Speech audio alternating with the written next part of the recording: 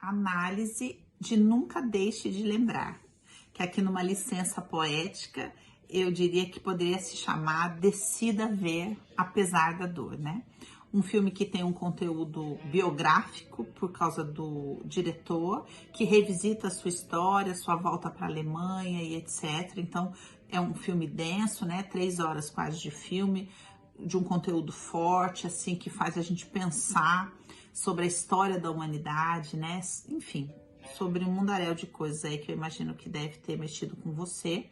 Também tem um conteúdo biográfico por causa da inspiração na história de um pintor, artista plástico alemão que fez bastante sucesso depois da guerra, chamado Gerhard Richter, que a história foi mais ou menos assim inspirada na história dele. Então, esse conteúdo bibliográfico traz para nós uma referência de campo muito séria, né? Porque há um campo ali, apesar da história não ser uma história verídica, há um campo real, que é o campo de quem viveu a guerra, de quem foi marcado pela guerra, de quem foi marcado pelo nazismo, pelo comunismo, né? E que tudo que emerge, né? Como é que uma alma vivencia essa história?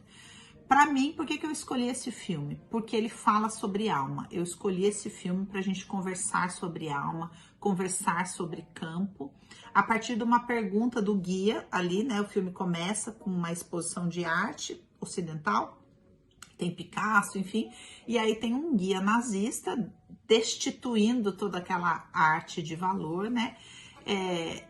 Chamando aqueles artistas de degenerados, dizendo que eles se perderam e perguntando no que isso eleva a alma, né? E é bem essa a questão, o que eleva a alma, né? Que força a alma tem que fazer para continuar existindo apesar de?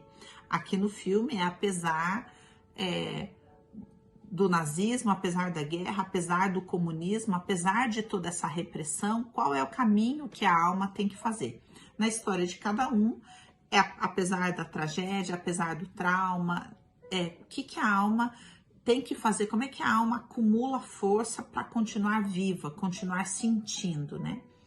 O filme fala muito sobre essa forma de viver e se expressar da alma através da arte. Kurt tem uma mentora, que é sua tia Elizabeth, que é a que consegue permanecer com a alma viva, e porque é a alma mais viva, é a que padece, né? Então todo mundo ali dorme o sono da morte na guerra, e ela tá assistindo, né, a implementação do nazismo e começa, entre aspas, a enlouquecer, no sentido de não suportar aquilo que ela tá vendo. A alma, em geral, se comunica com a realidade aqui fora através dos 5 sentidos. E, no caso da Elizabeth, o meio dela é a música. Então, ela se conecta com o outro, com o todo. Ela percebe o abstrato, percebe o maior, percebe o espiritual através da música. Mas ela não dá conta de lidar com aquilo que ela está percebendo e é diagnosticada, né, como uma esquizofrenia ali, como uma esquizofrênica, porque ela não está conseguindo lidar com aquilo que ela vê em meio a um povo que não vê, que insiste em não ver, que demorou muito tempo para lidar com aquilo e praticamente não conseguiu, né? Tanto que o pai do Kurt, uma hora vai lá e se suicida. Ele não tem força para se posicionar antes da guerra, assumindo que ele não é nazista, e aí depois da guerra ele não consegue mais emprego porque se associou ao partido nazista. E ele não consegue lidar com aquilo, não consegue lidar com a falta de posicionamento dele e se suicida. Então, esse é meio que o quadro da condição da família, né? Ninguém conseguia ali muito se posicionar. Elizabeth era a alma mais forte. E porque ela tinha uma alma tão forte, quando ela, por exemplo, se encontra ali com o médico, né, o Karl, e a alma dela fala com ele, né, e tenta chamá-lo de volta, porque ele tá indo, né, dominado por esse pensamento nazista, ele tá indo embora. E aí ela traz a filha, né, e fala, papai, uma cena muito forte, porque ela se coloca no lugar da filha, e ele com raiva, né, marca ela com sinal vermelho, com raiva da alma viva, né, sentencia ela à morte. Então, o filme fala sobre essa luta do sistema para matar a alma, né? E a alma com a sua tentativa ou não de permanecer viva. E são poucos no sistema aqueles que lutam para permanecer vivos. E o preço de permanecer vivo é lidar com o conteúdo do campo, do conteúdo do clã. Por isso que é um preço alto, difícil, e é a história do Kurt. Então, eu já falei um pouco aqui da Elizabeth, né? Dentro desse contexto, como sendo a alma viva. E aí termina a guerra, o Kurt cresce, vai estudar arte, já no pós-guerra, já numa realidade comunista, já numa arte realista, né? Porque, na verdade, uma arte que só pode expressar os valores do comunismo, começa a se desenvolver ali, ainda com a visão turva, porque ele, quando a tia está sendo levada ali pelo camburão, né, pela ambulância, ele põe a mãozinha na frente assim para não ver, e aí a partir daí passa a ver as coisas de forma turva, que é um recurso que a alma tem quando não suporta a dor, né? Ela deixa de ver com clareza, e aí a história do filme é como é que ele recupera a habilidade de ver. Usando aqui muito uma nomenclatura que eu falo com os alunos, né? É sobre tudo aquilo que a gente precisa desenvolver como um facilitador das constelações, como uma pessoa que se aventura no fenomenológico e uma pessoa que decide ver apesar de. Então entenda que assim, eu escolhi esse filme porque ele deixa bem claro que a gente só consegue ver apesar de. Ou seja, existem razões para que a gente não veja. E só vê quem decide ver, apesar de. E no caso dele, apesar da tragédia, apesar da guerra, apesar de tudo isso. E aí ele cresce, começa a estudar, conhece a Ellie, que ele não consegue chamar de Elizabeth, porque ele está muito vinculado a esse primeiro amor, né? Amor da alma, essa mentora de coisas existenciais. Ao mesmo tempo, essa mulher que desperta a sexualidade dele, porque ela tinha uma sexualidade muito livre, também um pouco uma tentativa de compensação.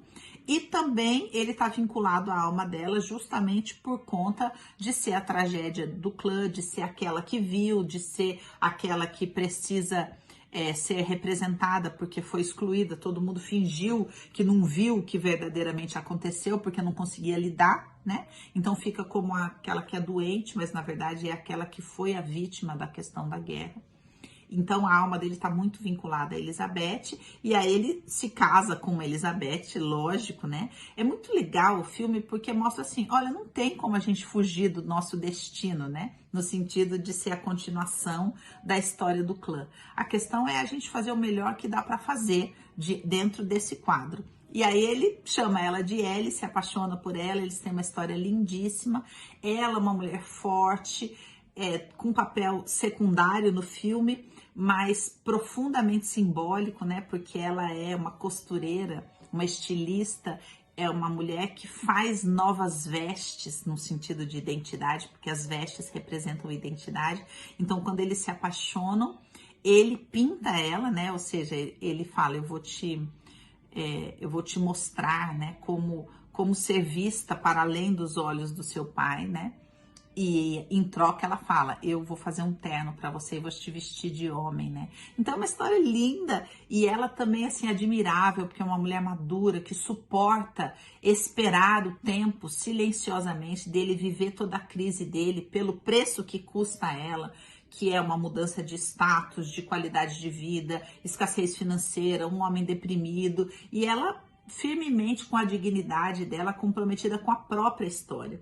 Porque um parênteses aqui, muitas mulheres, por conta da codependência, não conseguem se comprometer com a própria história, não vai lidar com as próprias questões, com a relação com o pai, com o aborto, com a carreira, enfim, com os assuntos da alma dela, e fica tocando terror na vida do querido, né? Porque o querido não vive os processos que ele tem que viver. E ela não vivencia essa codependência, então ela deixa ele viver os processos dele, enquanto ela deixa ele viver em paz, é isso que eu quero dizer, né? E enquanto ela vive os processos dela, que são com o pai. Por quê? Porque um pai narcisista, um pai que a toma como mulher, como a sua terceira mulher, ele tem duas já, né? A esposa, a secretária e a amante e a filha. E ele não aceita entregar essa mulher para outro homem, humilha o Kurt o tempo todo. Uma coisa muito legal do filme é que ele é humilhado continuamente e ele consegue prevalecer apesar da humilhação, sem ter aquele desfecho hollywoodiano onde o bandido vai preso, envergonhado, enquanto o mocinho é aplaudido. Não acontece nada disso. Cada um segue na sua posição, o Carl segue sendo um homem poderoso, mas o Kurt se acha na própria história, né? E prevalece dentro da própria história. Isso é lindíssimo, né? E independente de todas as questões dele, né? O Kurt tem uma alma maravilhosa. E aí o Kurt segue na história dele ali, com aquele professor também sensacional, né? Que traz a única coisa que é verdade pra mim é a gordura, né? Porque foi a gordura que curou ele. Olha, gente, aquilo ali é um espetáculo, não vou ficar comentando muito, porque aquilo né? Aquele professor aquela compreensão do que é a arte, né? Tudo aquilo fala por si e cria um ambiente necessário, propício para que o Kurt pudesse se achar, né? E aí ele se acha ali como uma pessoa que pinta essas fotografias. E aí que entra o sensacional, que eu queria falar sobre campo. Por quê? Porque nós estamos em contato com o campo. Nós não precisamos de uma ferramenta para acessar o campo. No sentido de que, por exemplo, a gente estuda como constelador e vai lá para aprender, através de uma metodologia, acessar o campo. E o Kurt acessa o campo via alma. Mas o quanto a gente não tem que suportar de angústia e o quanto que a gente não tem que permanecer na angústia para deixar emergir e lidar com o campo sem saber que a gente está fazendo isso. Porque pra gente que assiste, a gente olha o Kurt e fala, olha que coisa, ele uniu numa mesma foto o chefão lá do nazismo, o Carl que decidiu, que assinou, né, a condenação de morte e de esterilidade, né, que é a questão mais profunda da alma e da mulher, da Elizabeth. Então ele coloca no mesmo quadro, né, no momento em que o chefão é preso, ou seja, que uma porção é revelada, né, o Carl ali no meio e a Elizabeth. E a gente assiste e fala, uau, mas ele não sabe. Essa é a questão. Ele não sabe. Ele faz aquilo, de alguma maneira aquilo faz sentido para ele, mas ele não entende por que ele faz. Ninguém chega para ele e fala, olha, você resolveu a questão do campo, porque você... Entende? Não teve toda essa explicação. E é isso que deixa a alma forte. Quando a alma permanece naquilo que ela vê e sustenta aquilo que ela vê sem uma confirmação póstuma. Essa é a questão, né? E aí ele vai desenrolando a questão da alma dele a partir daquilo que traz paz para ele, que são os quadros que ele vai pintando. Ele primeiro pinta essa conexão da guerra toda com a Elizabeth, depois o amor dele com ela, né? Ele menino nos braços dela, que é uma coisa... Olha que quadro lindíssimo. E depois, no final, ele pinta a reconciliação de tudo. Porque o bonito, gente, da constelação, da proposta da visão sistêmica, é a gente entender que a ideia não é os bons e os maus. A ideia é a reconciliação. A proposta não é acessar uma história e depois vingar essa história. A proposta é a alma que desperta, promove reconciliação. E o Kurt é a pessoa que faz a reconciliação porque se casa com a filha do carrasco. Olha, e engravida a filha do carrasco.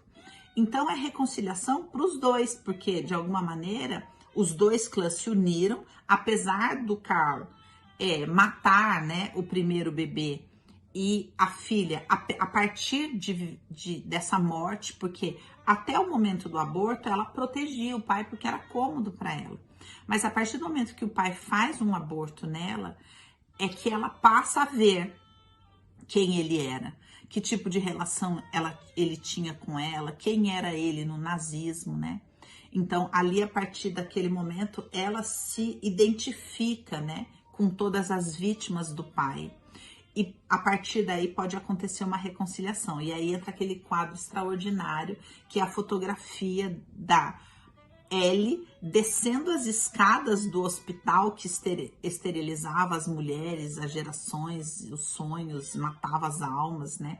Descendo as escadas nua e grávida, do cara que era vítima de tudo isso, né? Do cara que representava as vítimas, né? Então, a filha do perpetrador, grávida, do cara que era vítima. A reconciliação dos dois ali, a representação da Elizabeth, o resgate da Elizabeth, né? E aí depois ela engravida, obviamente, junto, porque um cura o outro, aquilo que era impossível ela engravidar, ela engravida de um homem, que é muito legal também, trazendo uma nova história ali para a família, né? Por que eu digo isso? Não vai falar, o que tem? Por que não tinha que ser mulher? É porque, na verdade, ali era um homem escrevendo uma história, tendo como referência o pai e não o avô. Por isso que é tão importante. Porque a história até então era a história da dor das mulheres.